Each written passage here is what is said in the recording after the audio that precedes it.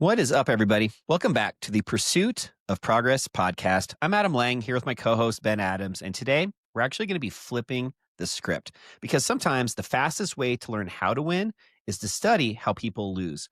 We're going to be diving into 7 habits that keep people poor, patterns that quietly kill progress, wealth, and even freedom. You know, Ben, he's reviewed thousands of financial files as a mortgage expert, and I've also seen how these same habits show up in the real estate world. So, you guys are going to make sure you want to stick around for habit number 5. Ben's actually going to be sharing a personal story that cost him tens of thousands of dollars. It's raw and it's real, and it's exactly the kind of lesson most people only learn the hard way. With all of that being said, let's get into it. But before we do, welcoming back Ben to the show. What's up, bud? What is up, my man? How you doing? How's your week been? Doing good, buddy. It's another beautiful fall day. A couple days left in the month. Depending on when people are listening to this, we're kind of just fast, very, very fast going through the year and only a couple months left.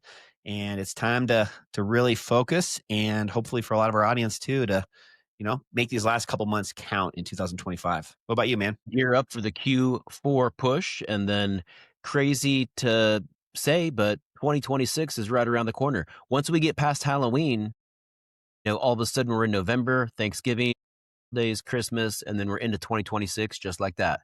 Crazy, dude. Well, I'm excited. This one's going to be fun just because you have a ton of wealth of knowledge on this topic. Yeah.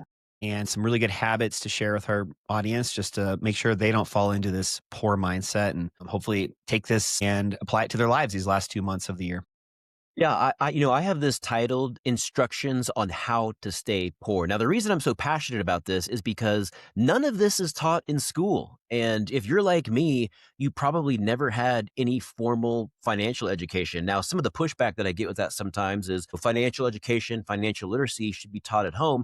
What I always say, though, to that is that 79% of Americans either live paycheck to paycheck or have less than a $2,000 emergency fund. So our parents, in most cases, aren't really qualified to teach us this stuff because they never learned it either. Now, the difference between baby boomers, Gen X, and millennials and Gen Z is that the stakes are higher, costs are higher, housing is much more, wage growth has not kept up with inflation and costs and everything else. So this stuff matters more now today than it did for our parents and grandparents' generation. And so I hope that you take some value from this. And let's go ahead and start off with habit number 1. And I don't think this is going to shock anyone, but it's so important because this is the number one thing that holds people back. And what I don't think they realize is how much it holds folks back. And what that is financing a depreciating asset. So, yes, financing a depreciating asset is the number one wealth killer in America. Essentially, we're financing things that lose value. Now, most of the time when we think about that, we're going to be thinking about cars and automobiles, but that also applies to toys, things like boats, phones, RVs, campers. They feel good, but they drain your future. A $70,000 truck, for example, loses $14,000 the moment you drive it off a lot. 5 years later, it's worth half of that. Meanwhile, the asset's going down in value. Meanwhile, you're paying interest to have it go down in value. You're making monthly payments. That cash flow is disrupting things that you could be doing with other investments or personal growth or putting that money to work for you. So this isn't freedom. It's financial gravity that pulls you backwards. Don't rent status, buy assets. Love that. Yeah, one thing that I think of on this first habit is some advice I got. I don't know if it was from a specific influencer or an author. I can't remember where I heard this, but they talk about, like depreciating assets and some of these toys, cars, boats, electronics, whatever it may be.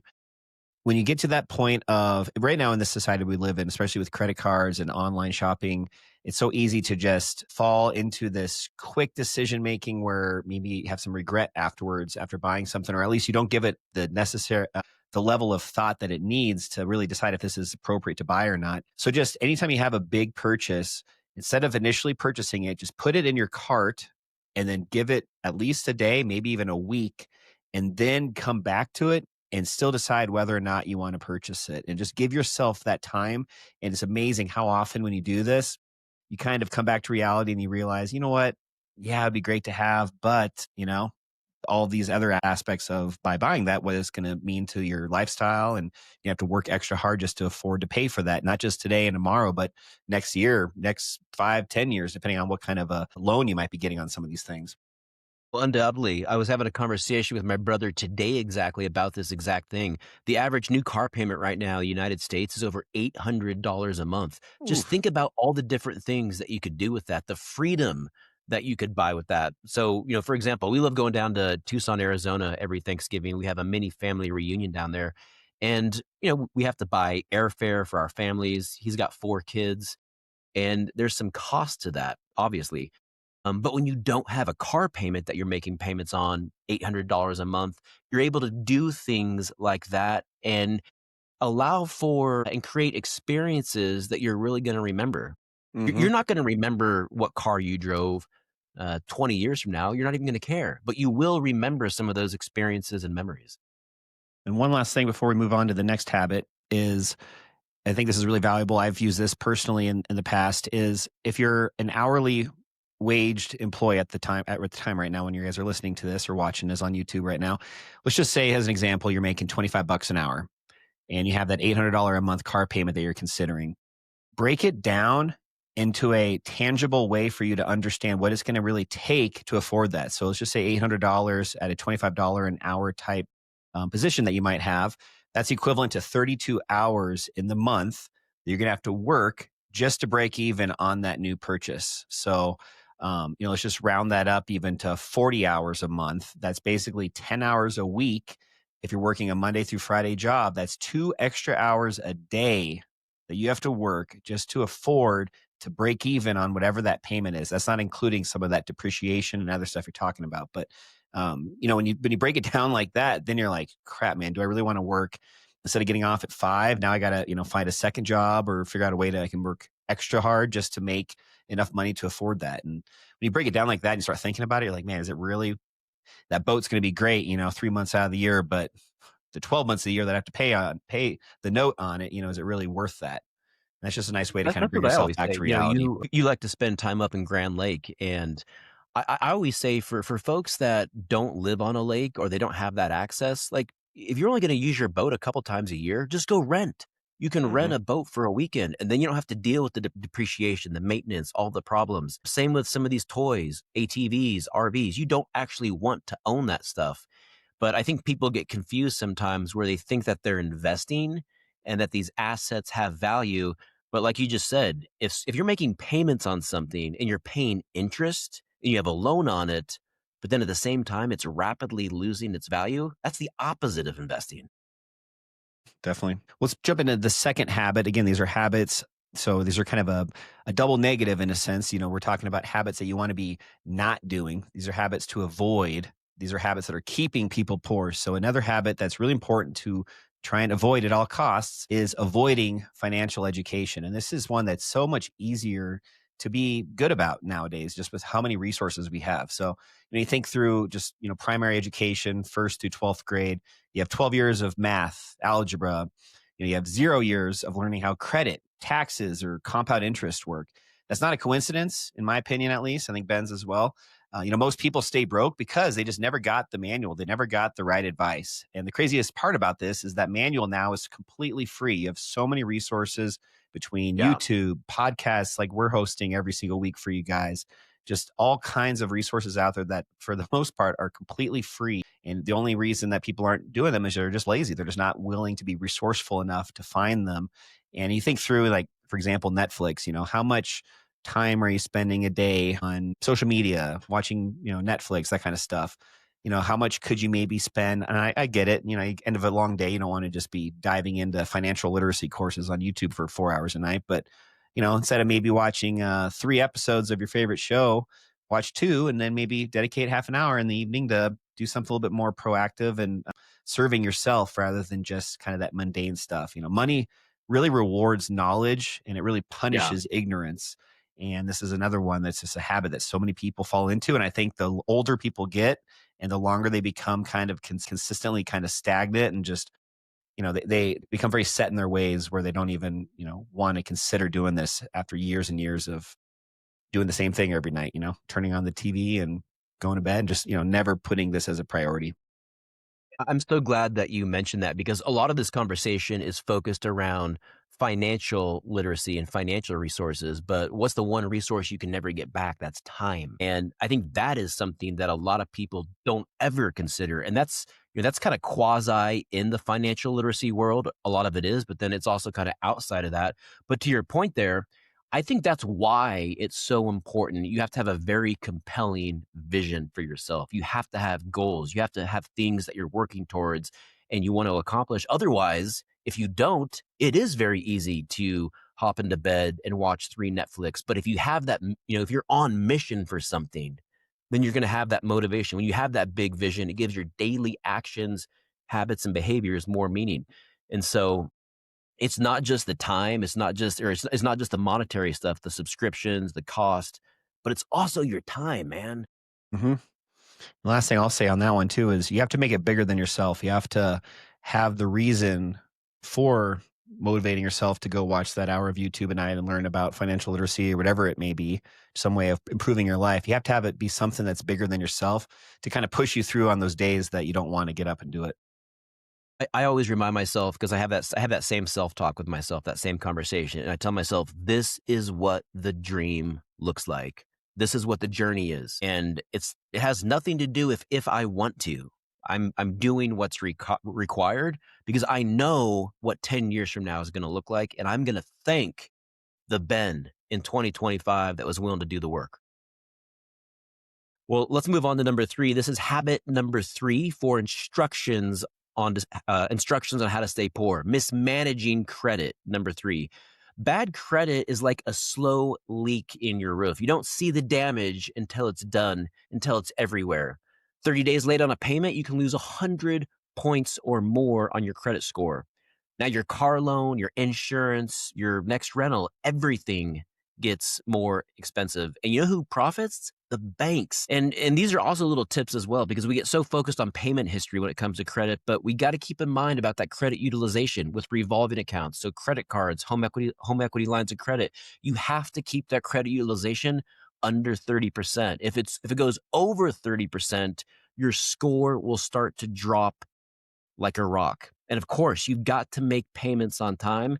You need to treat your credit with respect or it's going to destroy your options and you will literally pay for it. And this is one of the things that I see every single day in the mortgage world. I mean, that's a big part of my job. I am reviewing credit applications all day long. And the lack of awareness and knowledge around credit, you could also throw this into the financial literacy category. People don't know how to manage correctly. I was working with an individual here in the last couple of weeks, and he had all these different buy now, pay later loans. I mean, I'm talking individual items but like 50, he had financed 50 different individual items. I'm not talking about in-store charge cards or like a Costco card or a Costco American Express.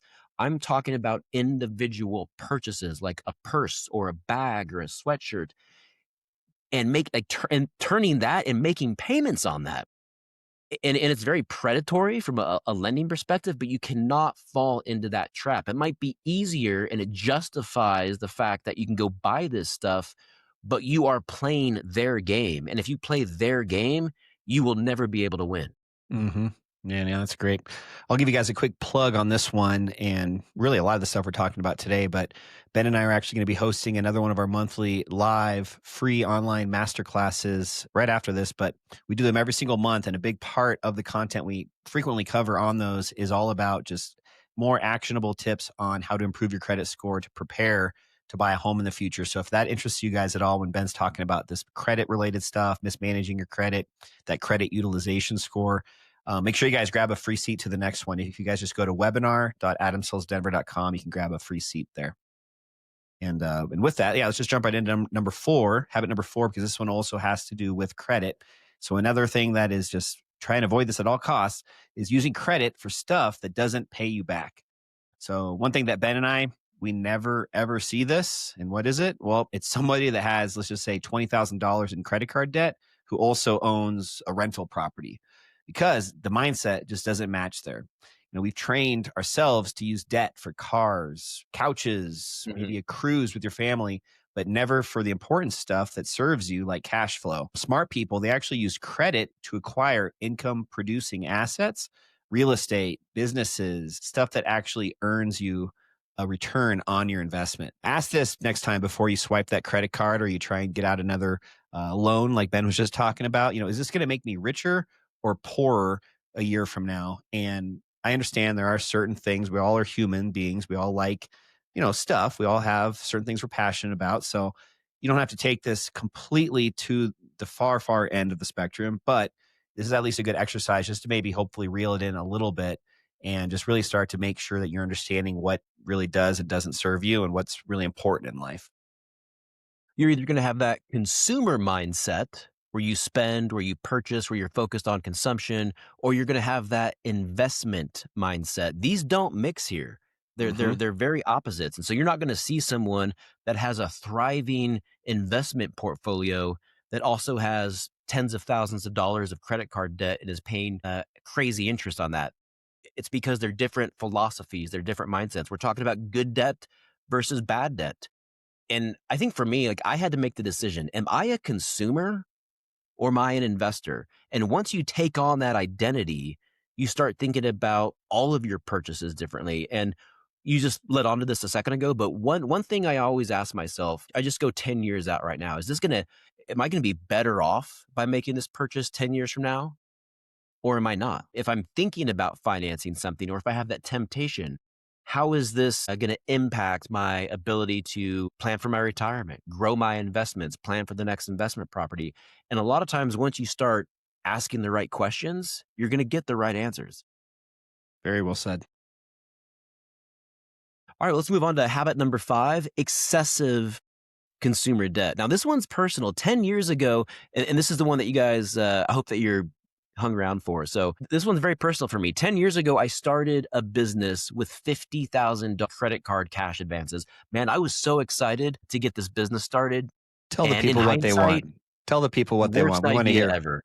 We want to hear what this idea was. Tell us about Just a these. terrible, terrible idea. What it was is I was living in Phoenix, Arizona. My wife at the time had an idea or an invention for a high heel wrap, and it was a women's stiletto shoe accessory. And so to this day, I think it's a cool idea. It's fun. There's kind of a fashionable component. But what am I doing getting messed up with this? I know nothing about women's fashion, about women's shoes. I think it's a cool idea, but I'm just not qualified to even really have an opinion because I know nothing about women's fashion, women's shoes. Is this something that women would wear? And so this women's shoe accessory, I literally took out tens of thousands of dollars in cash advances on credit cards. Mm, And what happened I maxed out all my credit cards. And because my credit utilization rate was over 30%, my 800 credit score went all the way down into the low 600s, even though I was making the payment on time because these revolving accounts were all maxed out.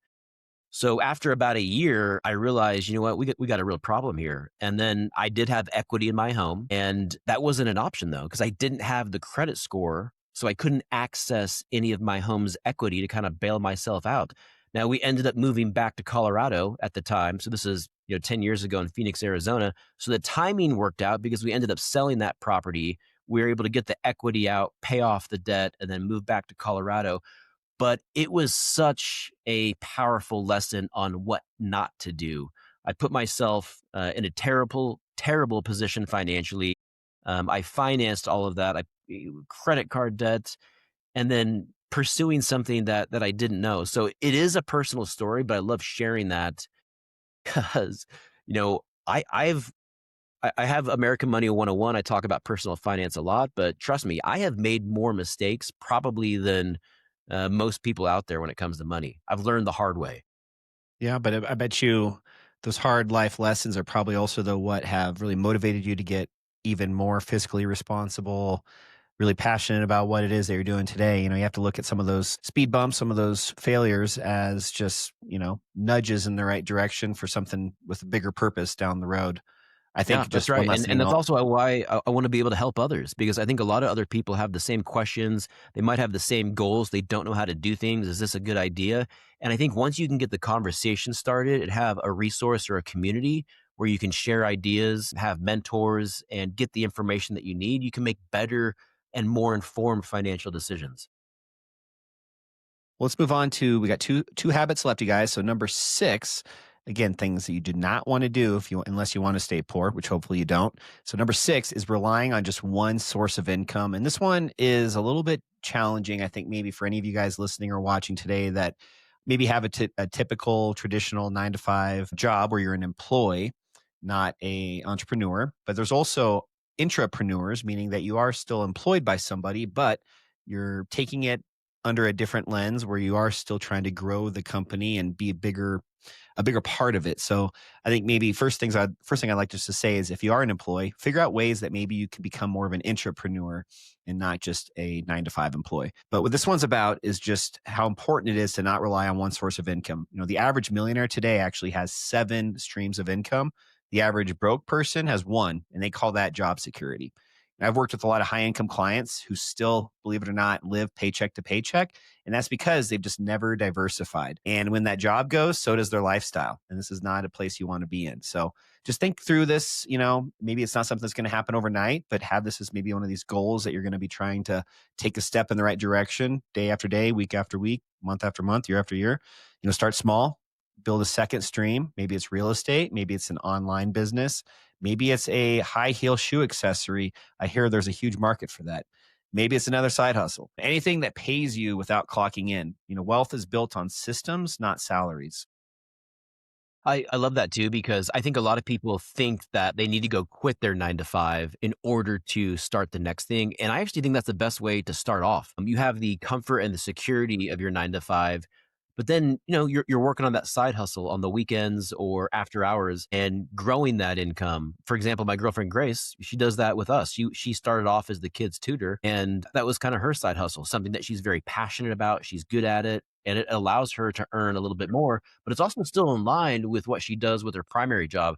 So I think sometimes that having when you can stay engaged in something that you're good at, maybe even if it's aligned with your primary job, I think that's really, really important. So a lot of the side hustles that I've done in the past have been aligned with what my primary job is, just because I already have those skills built out.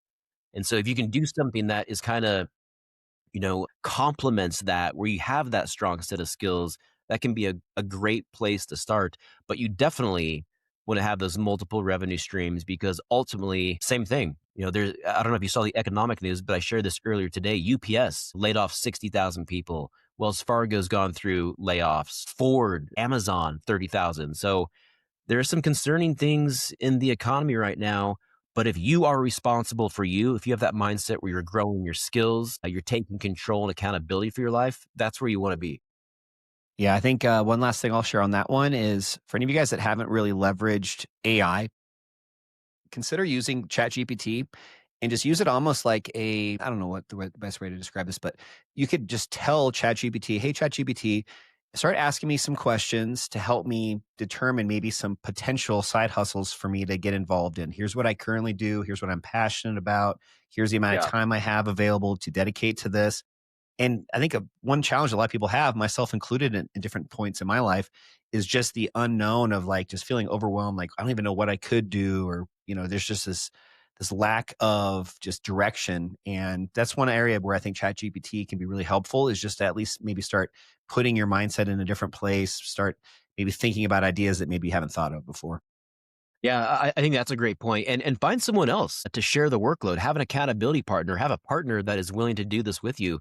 I think when you're doing something like this, there's going to be certain things that you like about the side hustle, and maybe it's a side business. There's going to be things that you're good at, things that you enjoy, but there's also going to be things that are part of that are very important that you're not going to enjoy. If you have someone else there that can complement your skills and your skills don't overlap, and they're willing to do some of the things that you don't like to do, and they're doing other things, that's a great way to get started. So I suggest that as well. All right, well, moving on here. Habit number 7. And this one is dangerous because it sneaks in through the side door, or is it the back door? Habit number 7, lifestyle creep. Yep, I said it. You get a raise and somehow your bank account looks exactly the same, because I see people do this frequently. They figure out how much more they're going to get paid per month. I'm going to have $700 more per month coming in. Well, now I need to go find a payment for $700, and they figure out whatever the thing is. And usually, kind of going back to point number one there, usually it's something that is financing a depreciating asset. It's some type of toy, or maybe it's a new car. They get the raise, they have the extra money coming in, and then they go find a payment to take up that extra money. It could be a nicer vacation, or they're upgrading their lifestyle in general. Here's the concern. When your income goes up, your investments should go up, not your monthly payments. If you turn every big raise into a bigger liability, that's a problem. You're not progressing. You're just buying bigger and shinier chains. Automate your wealth. Don't inflate your lifestyle. Yeah, that one is easier said than done. I think most people at least, become a victim of this in some level, and I have myself as well. But I think it's one of those other ones where I think once you've done this a couple times and really paid the price, I think this one stings quite a bit. Just especially with the new car, vacations, just stuff that you can put on a credit card, even like vacations where yeah, I'll pay for it later. That kind of mentality. Yeah, and I shared a couple of my big losses. Let me share a win with you. And after that painful loss coming out of Phoenix, Arizona, where I had to pay off the $50,000 in credit card debt, um, I kind of learned my lesson. And so now being here in Denver, there's been some really positive years with the economy and banking, but I'm still living the same lifestyle that I was 10 years ago when I was on a $70,000 salary. My expenses, my mortgage payment, I never upgraded my car. I never upgraded my house, never did any of that stuff. And I am so thankful that I did, because these last 3 years in the mortgage world, they've been challenging. And when you don't, and so not having to deal with the monthly payments, I've seen car payments for 1,300, 1,600, 2,000. When you don't have to make those payments because you never put yourself in that position, you have so much more freedom and clarity of mind. Well, I think that was a really good episode. I think, just lots of different, takeaways, different actionable items for people to hopefully implement, even if you just took one thing from today. I think all of these, though, that we shared are all very, very important habits to avoid at all costs. So, just kind of want to wrap it up with this, you guys. Here's the deal. Most people, they stay poor, not because of bad luck, but because of bad patterns.